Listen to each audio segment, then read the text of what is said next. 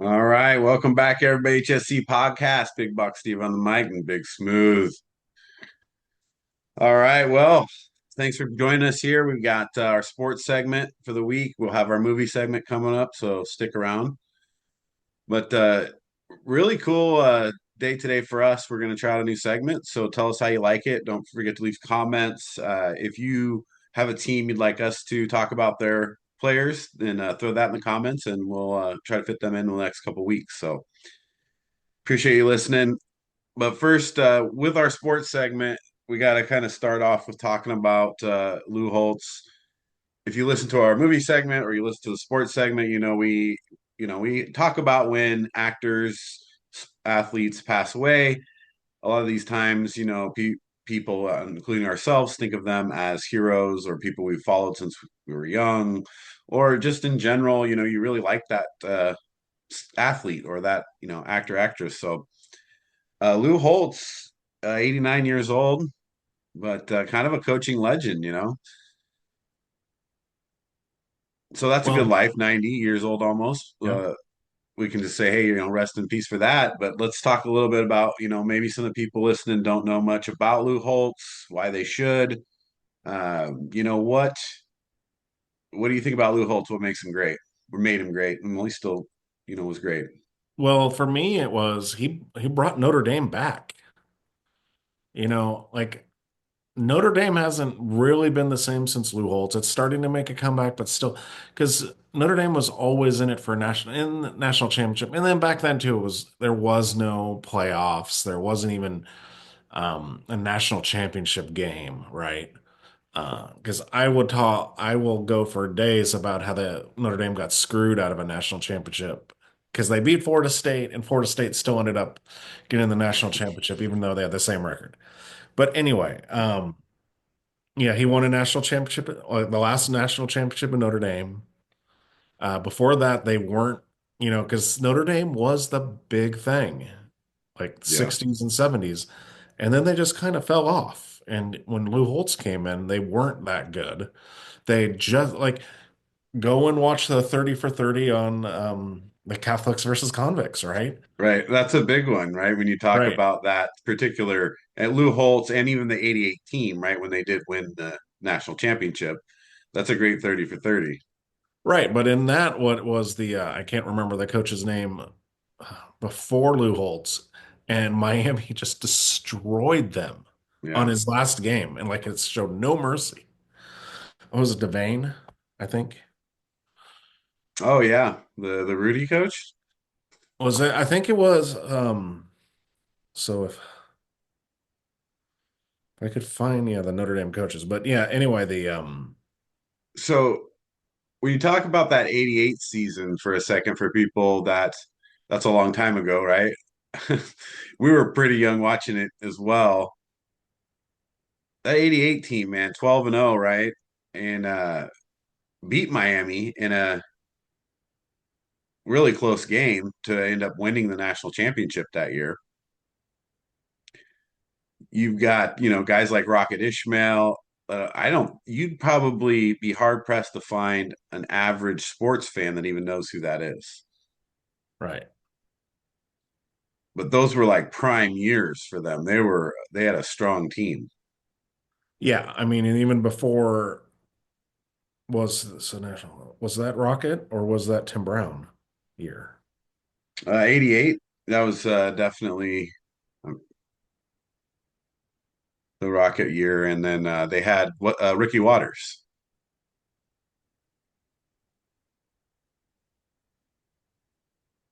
No, they didn't have. That wasn't the Rock because Rocket came later. It was after Tim Brown, but before Rocket. And it wasn't. It was Tony. It was Tony Brooks was. Oh no, you're right. Rocket was there, but he was a freshman, so he Yeah. wasn't. He Um, wasn't as good as he was, throughout his career, of course. right, because Tony Rice was the quarterback. Hmm. And yes, you had Ricky Waters. He was a sophomore there because it was also Mark Green and what's his name? Tony Brooks. Because they ran kind of a wishbone. Yeah, they were pretty rough. they had a good defense too. They had a couple really good defensive backs. So Todd Light. yeah, another one like Terrell or something like that. Yeah, Pat Terrell. Not And Terrell, then they yeah. had Chris Zorich on the defensive line. So they had, And don't forget the defensive coordinator, Barry Alvarez, yeah, goes on to do pretty well at Wisconsin, right? right. Yes. I mean, yeah. So 30 years of coaching. I mean, I think it's even more than that. It's like, I don't know the exact number. Maybe it's 33 or something like that. And then all the different schools, a great record of coaching throughout all these different schools he coached for. I don't remember the exact stat, but I believe it was about like five different programs that were in the top 20, all five of them or something like that. But he was regularly making teams good. Right. Yeah. NC State, Arkansas, Minnesota, Notre Dame, and South Carolina. I Right. mean, he had a 249 and 132 record. That's pretty good, especially considering it's not all at one good school all the time, Right. you know? Well, and then a lot of them were he took over not so good schools. Yeah. It did And great with then South Carolina. he basically became like John Madden for college because then he transitioned to like college game day like stuff with Mark May, and then Yeah. he became a celebrity figure through that as a college football analyst. Yeah. I bet a lot of people probably know him from that too, right? Because if you hadn't followed him, his whole career or even up to the Notre Dame years, and you saw him through broadcasting, you might know him that way. Right. But overall, like when you just think about what he did for programs, and it's obviously through his coaching styles, and you saw it with like his players on the field and how they played the game. They played hard, they played tough, and that comes from the coach generally, right? So when you have teams that have that kind of work ethic, you know that the coach is doing something well, and then especially then when you can put it over multiple programs. Yeah, so I think when you talk about great coaches, he may not have as many accolades as some other coaches, but I think he stands right up there with them. He's Hall of Famer. Yeah, definitely. He's part of our childhood, I think. Yeah. Well, like I said, if you're in that older generation where you started watching football in the 80s and 90s, then there's a lot of those that have gotten forgotten, and you're seeing now come of age, into Hall of Famers, into passing away, even things like that. Well, and especially since he was at Notre Dame and NBC had the rights, so you saw Notre Dame every week. Oh yeah. I mean, I still feel like you see a lot of Notre Dame. Do they? Well, they still have the NBC television rights. They still Yeah. do. That's the thing is Notre Dame, like before now you can watch ESPN or whatever and there's games all the time. Back when we were young though, it's like NBC, okay, Notre Dame game. That's about what we can watch. Right. Yeah, people, yeah, that's a hard one to remember for people because, or think about, I guess, just because, you've got options. Yeah. A lot of that was, I mean, how many times were you looking at newspapers, looking at sports box scores, Oh right? yeah. I mean, for me, every day baseball, I was looking at box scores every day. Yeah. And that's not even they don't even have that in the papers anymore. Well, I'm sure it's pretty easy to find on the internet. Yeah, I know. Yeah. You're like, man, just if I had a paper, I could look those up every day. Yeah, but I'll sound like an old fart here, but at least on the paper, you had it all on one Right, paper. right. You didn't have to keep clicking You're screens. like these dang windows and pop-ups. Yeah, exactly. Oh, dang. Oh, remember the Chappelle show that he did when the internet was real life, and he's Oh, yeah. walking through and the Yes. pop-ups and things like that. I think that's what that reminds me of. All right, so unfortunately, I mean, but again, 90, great life, lost of a legend there. So another exciting part of today's podcast is, we start talking about greatest players at certain positions or just different styles of play. And kind of through us talking in some comments, we kind of got to this. Well, let's talk about specific teams or positions and the greatest player for those teams at that position, right? And it's kind of tough, as you start thinking about, what team you're going to pick or how we're going to do that. So I think I picked an easy team for us to start off the new segment with. And I did that on purpose. That way, we could get a feel for this new segment because when you look at some other teams, these best player at every position is going to get a little bit questionable, right? We might have a little bit of debate going on. Well, I could see some of the position. There were a few that I was like, which one do I go with? Especially, with the youngins, when we talk quarterback on this team. Yeah, that's gonna be a tough one. So here we go, new segment. Buffalo Bills starting off for us. Best player at every position, and again, we kind of just went, the big position. So all of O line, all of D line, things like that. So of course we got to start with quarterback. Probably as you look through it, the most controversial position for them, I think maybe of all, but definitely given the history of the Bills versus the Bills right now. So, did you take Josh Allen or did you not take Josh Allen? That's the question. I did not take Josh Allen. All right. So, what, I mean, obviously, I took Jim Kelly. you have to take, I mean, you took Jim Kelly out because there's no other option, right? It's Right. not like you had another option between Yeah. Jim Kelly and Josh Allen. So, why'd you take Jim Kelly over Josh Allen? Well, as of right now, Jim Kelly's a Hall of Famer. Jim Kelly went to 4 Super Bowls. They lost 4 Super Bowls, but he's been to 4 Super Bowls.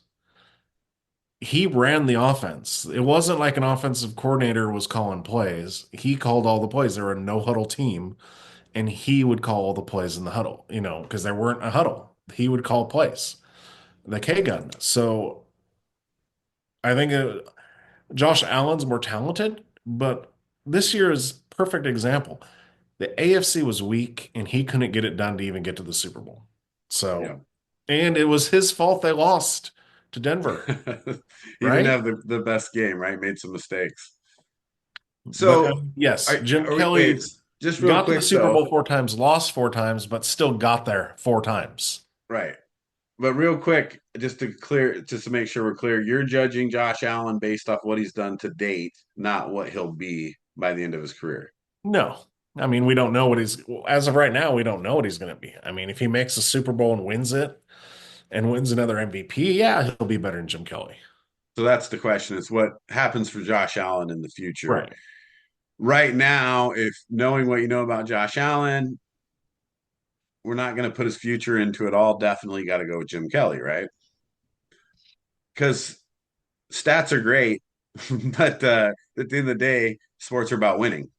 Right. And Josh Allen didn't win at the level that Jim Kelly won at for the sustained time that Jim Kelly did it. Even to get there and lose that much as they did, that's still hard to do, right? Right. That's not an easy task for any team, and you got to respect and recognize Jim Kelly for that when you look at Buffalo as a franchise. So, yeah, I mean, you're right. Now you have to say, well, the talent level of Josh Allen, we don't know what it's going to be, and he could go and win a Super Bowl and another MVP or a couple. He's definitely a better quarterback. It's hard to say he's not a better quarterback, though, is just quality. Well, I don't know though. Like I said, Jim Kelly ran the offense. He called all the plays. That was one of the most potent offenses in the NFL at that time. Yeah. So, Yes, I know. He did have, yeah, he had a pretty good team there. yes. But Wait a are minute. they good because of him though? Could prime Josh Allen or Josh Allen right now step in and to that team and do the same thing Jim Kelly did or better? Yeah, I don't know. Because I mean, the problem is like this year alone, they should have won the Super Bowl. Yeah. They didn't. Well, I'm with you. I mean, I got Jim Kelly at this point too. because Josh Allen to me does has a lot to prove about his ability to win games, right? Big games and finish seasons. And no matter how great your stats end, if you never get that ring, you're going to be the next Charles Barkley, right? Yeah, Sorry, but Chuck. even Barkley made it to the finals. So at Yeah, I least he'd know. be the next Reggie Miller. There you go. Reggie's about as close to him as you get, right?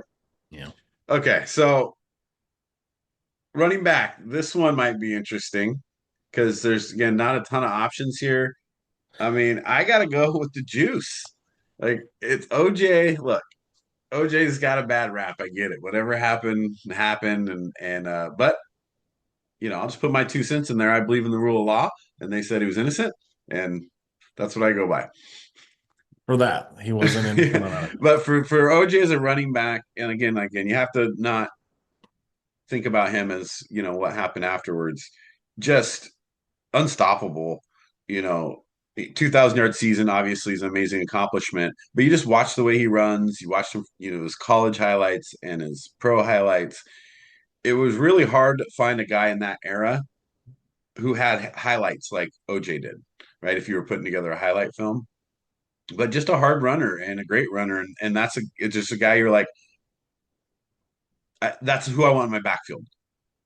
I'm happy with that one. You don't want to change that. And looking at what he's up against with the Buffalo team, I got to look at him as their best of all time. Yeah, I picked OJ also. I mean, he was a five-time All-Pro, four-time rushing leader. But at the same time, Thurman Thomas was a great running back too, just different You know? because he was an all-around running back. He had rushing and receiving. But OJ was on a different level. And yes, what how you can't erase what he did, even if you want to erase the man. What he did when he was with the Bills, and they were not good at all. And I talk about like Ashton Genty's offensive line. That's what the Bills' offensive line was, and OJ still got like 2,000 yards rushing. Yeah, and you got to think that Thurman Thomas, even though a great running back, benefited a lot from a really strong Bills team throughout his career. Right. And OJ still got it done. All right, so we're going with the juice. Wide receiver, again, not a lot of other options here. I don't know. You could pick make an argument for guys who played short periods of time for the Bills, but not long periods of times as a Bill. I think Andre Reed is probably the obvious pick there. Yeah, I mean, he's a Hall of Famer. Andre Reed was, which is funny because I'm looking at his stats and he didn't really make very many Pro Bowls and stuff. And I was like, okay, Hall of Fame. When we got other receivers trying to get in, Yeah. but he deserves, I mean, we saw him. He's a Hall of Famer. There, like, yeah, I was checking. I'm like, okay, maybe Eric Moulds, Stevie Johnson both had like really good little spots, but they were nowhere near Andre Reed. No, and they weren't as sustained as long, and they weren't always part of winning successful teams. And I think a lot of that goes into those thought processes when you talk about players and stats and things. Again, even without winning it, geez, just being there as much as they were and as good as their teams were for a good period of time, that says a lot for the players individually too.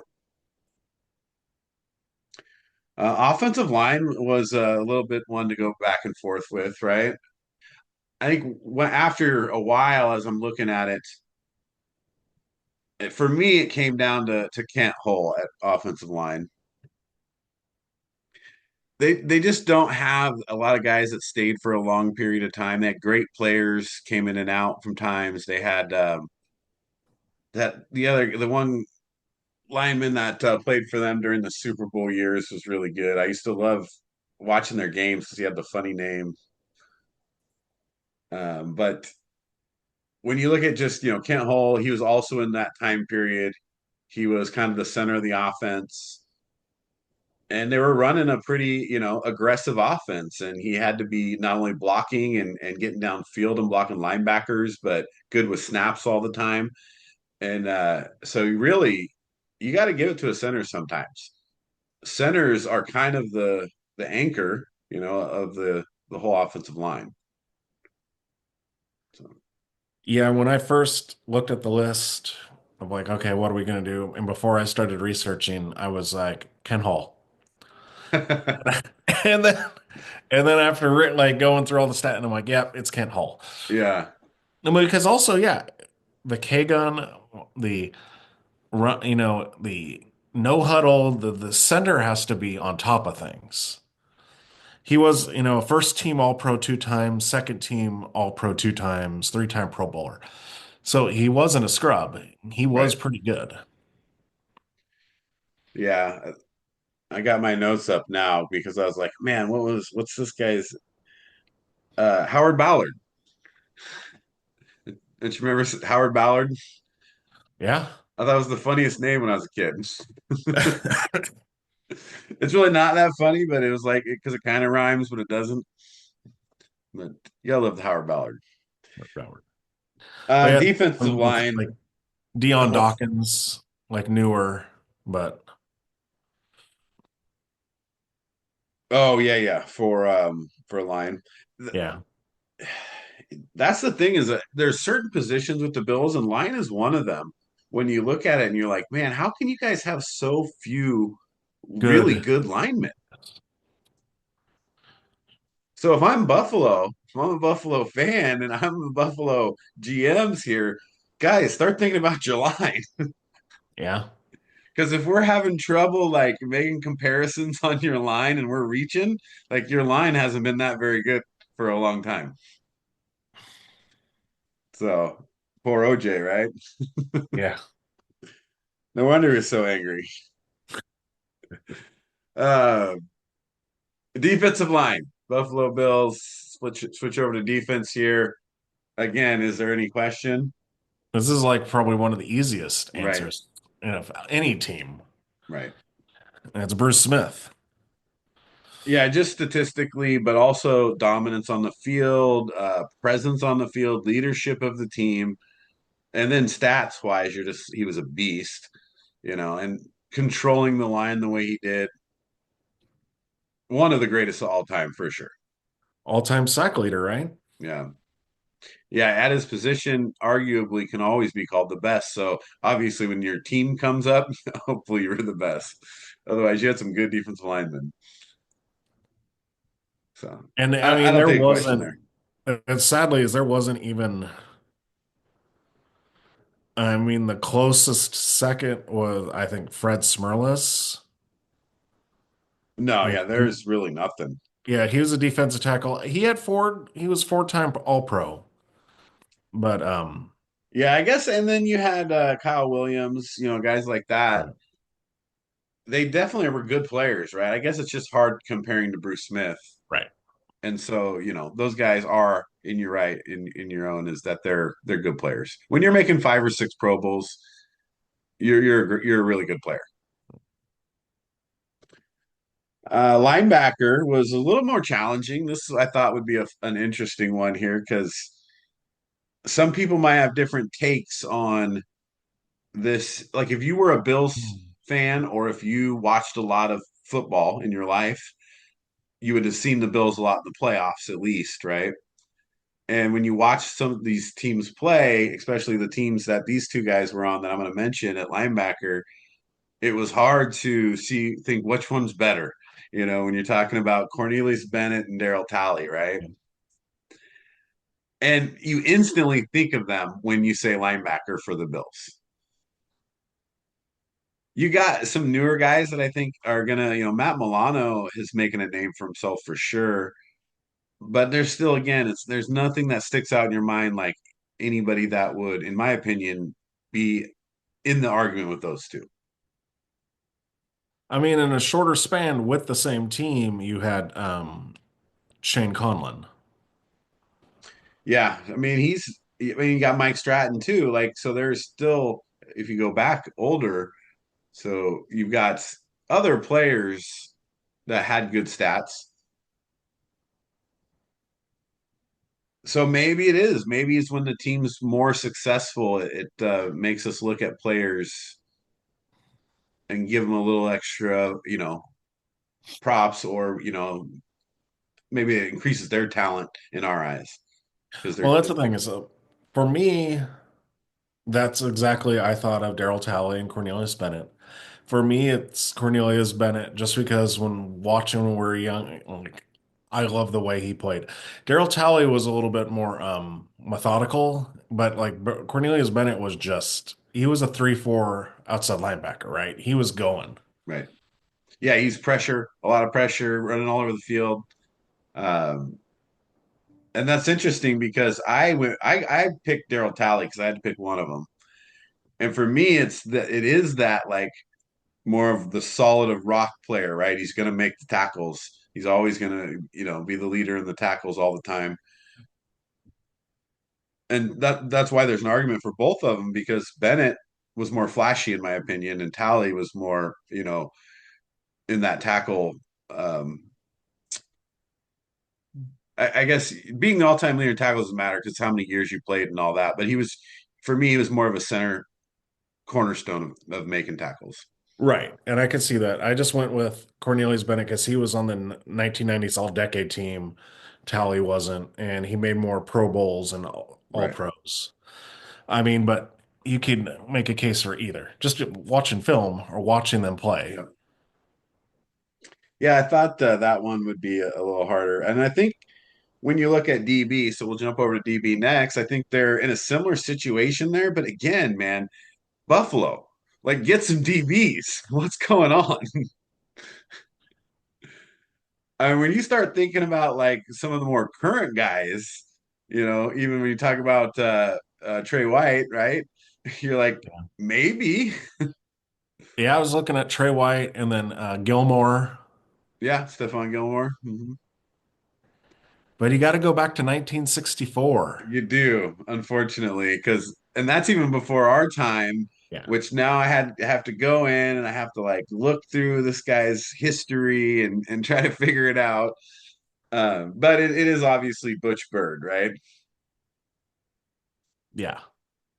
40 career interceptions, three-time All AFL first team, two-time All AFL second team, five-time All Star in the AFL, AFL all-time second team. So I know this is before the NFL, and this was before the Bills joined the NFL, but still, they were a two-time AFL champion Right.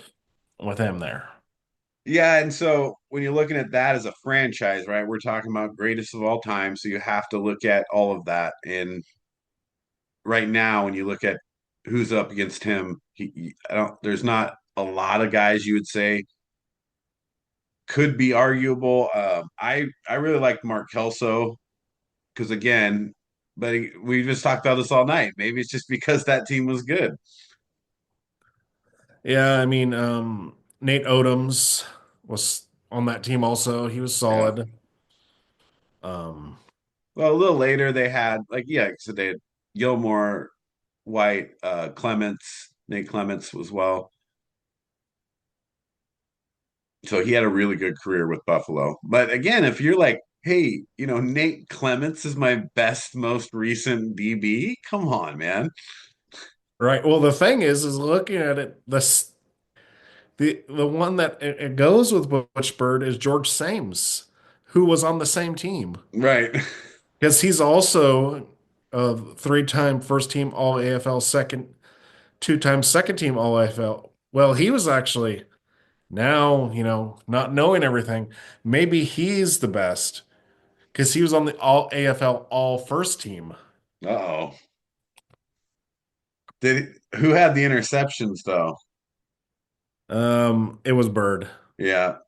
Well, DB. Sames was the safety. Right, right. Yeah, and we're lumping DBs in here, so sometimes we might have to look at tackles, and what the safeties do more than the corners. Um, I'm sticking with Butch Bird, original pick. And so Yeah. I'm gonna last one here. I'm just gonna throw you for a loop, even though I said we're just gonna do the kicker. You can't just do the kicker. We had to do special teams. Well, they're going to do Tasker. That's not fair. Well, the reason that we want to do a special teams is not just for Buffalo, and we're going to give Tasker his credit because believe me, that guy was fun to watch. But you're going to we're going to run into a lot of teams where the whole special teams, there's a lot of guys that deserve, a chance at being called the greatest at that positions. So we'll do it as special teams as a position. And then because if you're just talking kicker, it's probably Steve Christie. But when you're talking special teams as a whole, like Steve Tasker is largely, thought about as the one of the best special teams players of all time.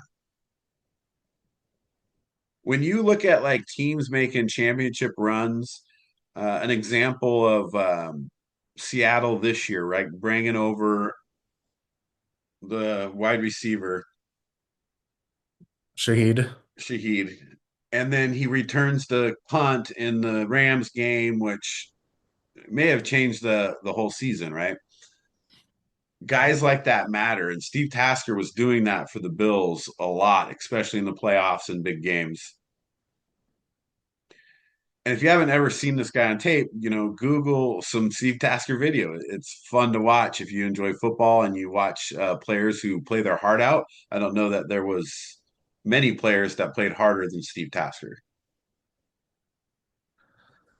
Well, then, I mean, if we're going all special teams, then you also could put Brian Moorman in. Yeah. He was, the punter. No, He I saw him on the list. he was Um, the all decade. He was on the 2000s all decade team. yeah, he leads the team in punting yardage, franchise. So when you're talking special teams, that's a big deal. Right. He was the second best punter in the 2000s behind Shane Leckler. Yeah, he's right up. And like I said, you have Christie, you got Mormon, you got Tasker in that group, I think. Maybe I just appreciate the gunner position more than most when Right. you're running down on kickoffs. You're just doing that so then when it comes to the Bears, because you have no kickers or punters, and you have something to talk about. Yeah, well, who else? I mean, else are you going to pick? Special teams. Butler. Um, it broadens the category a little bit, and so special teams wise, again, my pick was Tasker. I know you got kind of thrown out late in it, but you're right. You got Christie at kicker, got Mormon, got Tasker, all good. Right. All right. Well, that's our list there. So talking about Buffalo Bills, best players at each position of all time. So great stats for you. If you have questions or comments or a team you'd like us to do next, throw it in the comments there. Yeah, with this one, it was pretty simple. Not many disagreements at all. Yeah, no, and like I said, I picked the Bills on purpose to try to see how the segment goes, but also it left I think more interesting in the ones that I wasn't quite sure about, right? It wasn't overwhelming where they're just like great players everywhere. What's Right. that say about the Bills franchise? I guess I've been hammering all night, but geez, guys, get some good players. Yeah, because I'm like, what? Besides Jim Kelly and Josh Allen, can you even, I mean, what? Who's the third best quarterback? Right. I mean, it's up for grabs, right? Yeah. So, but you know what? Buffalo has been there. They almost had their championships. They had their good run there. I mean, imagine if those games go differently. Buffalo's looking like one of the better franchises if you can win 3, 4 in a row. Well, yeah, you look at like Tom Brady's Super Bowls with the Patriots. You had the 28-3 comeback, and then you had the not giving it to Marshawn Lynch on the 1 yard line. Yeah. You'd be looking at Tom Brady all differently if those things didn't happen the Right. way. I know. Just ask Scott Norwood, right?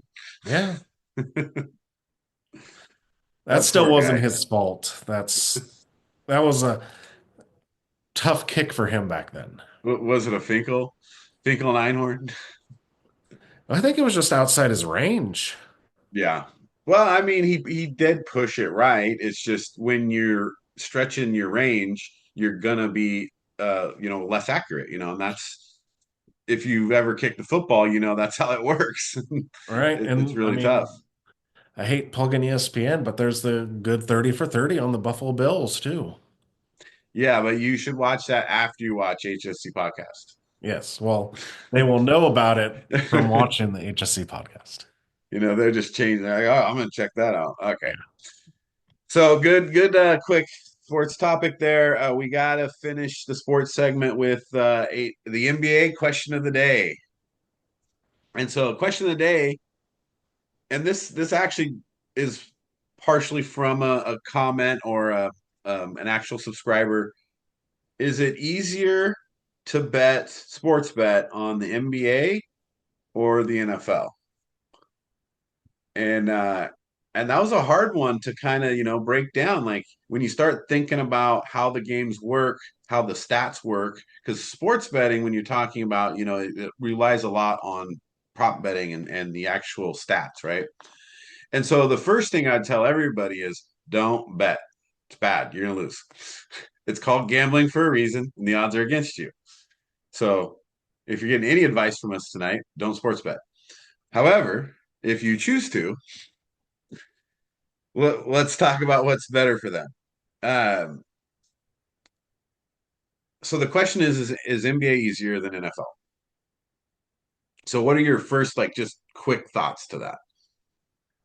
Um, for me, I don't. If we're talking, are we talking the prop bets of like, is LeBron James going to score 30 points this game, Just more or any less? any way you would bet on either sport, right? That Right.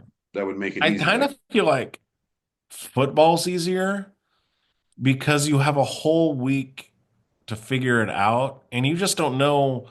With the NBA, it's like, okay, this game, LeBron might play 4 minutes. You don't know how many minutes are going to be. Whereas in like the NFL, they're gonna play yeah, if they're healthy. There's no, unless it's like week 18 and they've already clinched, they're gonna play. And like players like, okay, Saquon is gonna get more than 50 yards rushing each game, no matter what, usually, right? That's a yeah. safe. So safer bets. Yeah, I mean, there is a lot to that because you're right. When you talk about NBA betting, you've got load management happening where players are taking the night off, and sometimes I don't even think they have to report that till like a 2 hours or an hour before the game, right? That changes the complexity of your bets on the NBA, Well, look at like the Utah Jazz when they were, they benched all their starters for the fourth quarter right? just because they were winning and they didn't want to win. Well, you also see that just in normal games, right? Team goes up by 30, your stars aren't playing in the fourth quarter, and whatever prop bet you made on them earlier in the night was based on them playing four quarters. Right. And so that's a struggle in the NBA. The NFL, you got injuries, right? That's a tough one, so, and a lot more. I would imagine. I don't know the number on that. I should look that up, but I would imagine like more players get hurt, regularly. In basketball, I feel like you kind of know when they're injured ahead of time. Always, they got these medical books on these guys. This guy's coming back March 17th. Like, how do you know that? It's 2 weeks away, and he's coming back on the 17th. Well, and then you've seen some sketchy stuff in the NFL lately of like keeping injuries and like, right? Wasn't it like Lamar Jackson? They like were like, oh, he's not injured, and then he was like, oh, he's not playing. Right. Yeah. That's always a tough part because that happens in both ones. But I think there is so two things that I would say first of all is one, it really comes down to which one you watch more and which one you pay more attention to, right? Because if you're watching more football, that's what you should be sports betting on. So for the people who ask that question to me, that's the first thing I always tell them. It's like you want to go with what you know. So if it's baseball, do baseball, right? If it's hockey, do hockey. But first, don't sports bet. It's bad. Uh, but if they're going to, right? So first, stick with what you know, right? Stay with that sport, and be ready to put in work. Otherwise, you're throwing away money. The odds are already against you. And so what you have to do is you can't just be like, oh, this player looks like he might be scoring. If I'm betting on NBA, I'm looking at who they're playing, are they at home, how many total points are going to be scored here, and then who might be defending who even, right? Right. Or who is out later in the game. So there is more to basketball, what I think, when you're looking at research wise. So football, I think it's a little easier. However, it becomes a little bit harder just because like touchdowns are a big bet, right? So people are like betting on touchdowns and they're betting on games are probably two of the most popular. And touchdowns don't happen for everybody. How many Right. times does the running back get to the one, and I mean fantasy football owners, which everybody plays nowadays, everybody's felt that pain, right? So everybody knows the uh Touchdown the vultures. touchdown vulture. So that's equally as hard. But yeah, I think NFL is probably overall a little easier. You just got to know the game. Right. Yeah, and then same with the NFL you're talking about. Well, it's a receiver. What's his matchup? There's a corner across from him? Right. Do they play a zone? Are they a man coverage team? Do they double like certain players? Then you look at him like, okay, well maybe this guy's Jamar Chase isn't gonna have a big game, but maybe T. Higgins or can't even pronounce his name. Andre starts with an I. No, yeah, Has a bigger game because, that's what Belichick used to do. They try to take away your strengths and you have to go to the other players. So you have to look, you do have to research. You're not going to be like, okay, right. Jamar Chase is getting 100 yards every game. That's what I'd say is people's biggest mistakes, right? You're betting just off what you know or believe of the players versus right kind of digging into what's going to happen in the outcome of the game. Right. And and the last thing I would say is what's easier than either or both, no matter which way you look at it, is live betting, right? Not a lot of people do live betting, but especially in basketball, you can see how the tempo of a game's going and watch when a team gets up 20, or you can see, hey, this team's going to make a run and close the gap. It's almost easier when you're watching it live because you actually get to see the flow of the game. And this is how it's going to end, right? So you're betting on that just because you have a little bit more intel into the Right. game. Yeah, there'll be like one. I saw one where Mitchell Robinson needed 5 points and he had zero. And it didn't look like he was ever getting the ball. So you're like, no. Right. Well, yeah, and that's the thing is if you look at the game, you're like, he's never going to touch the ball again, so I'm taking him under. Right. So that's a little bit on that, and I will have some shorts coming for prop picks if you're NBA. If you want other sports, just put those in the comments. So I'm just going off of current comments or subscriber requests. But yeah, if you want to hear other sports, other prop bets, especially when we start the NFL season, you'll want to stick around for that. All right. Well, we'll wrap it up there. Again, rest in peace, Lou Holtz. Great man, great coach. New segment went well. Comment if you want your team. We'll do your team next, or if not, then we'll just keep picking teams, and it'll get a little more fun when we start getting. I think going for there's a couple teams I looked at that I think there'll be a lot of back and forth on. So we'll look for a few of those for you as well. All right. Thanks for watching, everybody.